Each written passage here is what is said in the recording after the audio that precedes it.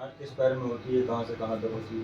अच्छा मेरा दोनों पैरों में होती है क्रमशः, लेकिन बाएं में ज़्यादा होती है, दाहिने में कम होती कैसे, कहाँ से शुरू होती है, कहाँ तक जाती है? है। ठीक।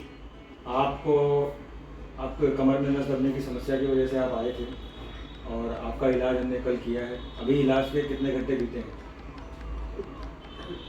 4-5 घंटे हुए होंगे। जी। तो ये जो ड्यूरेशन बीती है, इस ड्यूरेशन के बाद अब आप कैसा आपको महसूस हो? काफ़ी बेटर है। जी। और अभी आप चलवा के भी देखा तो अभी 150 किलोमीटर गर्मी में चले भी हैं, हाँ। तो उससे ये महसूस हुआ कि हमें इससे बेहतर आराम है। सुनपना कम हो गई, ख़त्म हो गई, और झंझनाहट थोड़ी है।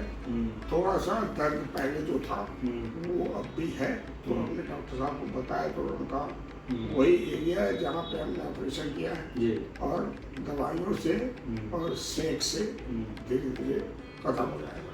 आप बताएं, जैसे 80 साल की आपकी उम्र है, तो क्या आपने सोचा था कि 80 साल की उम्र में भी मेरा जो है इलाज हो सकता है स्पाइन का?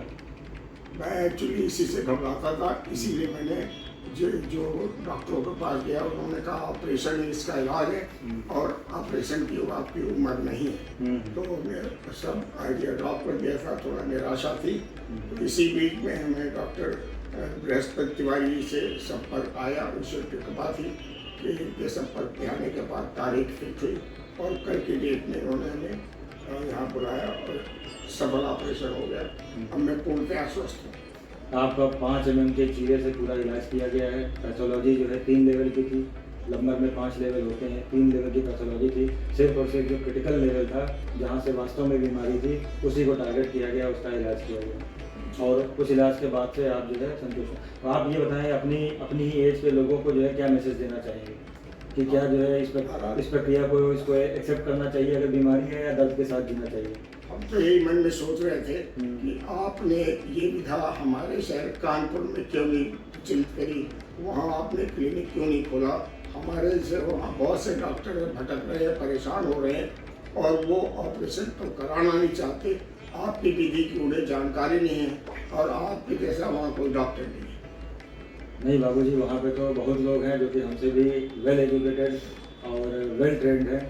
बस ये है कि हम भी जो है उसी टीम का पार्ट हैं। हमें ईश्वर डिसाइड करता है। लेकिन मुझे आज 4 वर्ष पहले से इसकी थोड़ी जानकारी हुई थी, तब हमने आइडिया ड्रॉप कर दिया था कि हम ऑपरेशन नहीं कराएंगे, और ये बीमारी फर्दर बढ़ती चली गई, और हमने कई अस्पतालों के चक्कर लगाए, और जहाँ जहाँ गए सब डॉक्टर रेजिडेंसी अस्पताल में डॉक्टर कक्कर ने मेरा MRI कराया, तो पहले MRI से एक बहुत फेडअप हो गया, क्योंकि मुझे उसे बहुत उलझन हुई, और मुझे लगा अब क्या है, हमें ऑपरेशन हुए न हो, MRI कभी नहीं कराएंगे। तो बिना MRI के डॉक्टर लोग कहते थे हम कुछ बता नहीं सकते।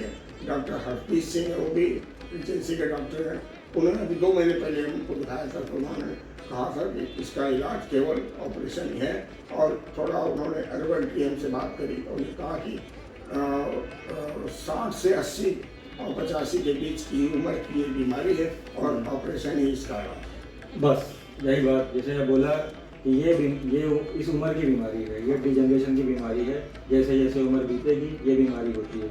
और आप सोचिए, आप जो है पार्क में टहलने वाले व्यक्ति थे, बुजुर्ग के लिए यही कहा जाता है कि अगर वो 1 किलोमीटर की सैर कर ले तो स्वस्थ है। Walking is the best exercise. आप जो है इस बीमारी की वजह से 1 किलोमीटर चलने के बजाय आप होम बाउंड हो गए थे, घर में 100 मीटर नहीं चल पा रहे। अभी इस इलाज के बाद हफ्ते भर के बाद फिर से वापस जो है जो अपना पार्क है लोकल, उसकी जो है 1 किलोमीटर 1.5 किलोमीटर की सैर कर पाएंगे। तो फिर से होम बाउंड जो थे, होम बाउंड से आप फिर से आप जो है पार्क में जो है आप एक्सप्लोर करेंगे। उसके बहुत बढ़िया। अभी आप ऐसे हाथ करिए, ये हमारा सिंबल होता है, मोनोकोट होता है, जिस तरीके इस तरीके बढ़िया बनाइए। यही सिंबल है, यही जो है ये मैसेज है कि जब तक ये रहेगा तब तक सारा काम होगा, तब तक जो है हर बुजुर्ग की हम सेवा कर पाएंगे। एक फोटो निकालना। बाबूजी बहुत बहुत धन्यवाद।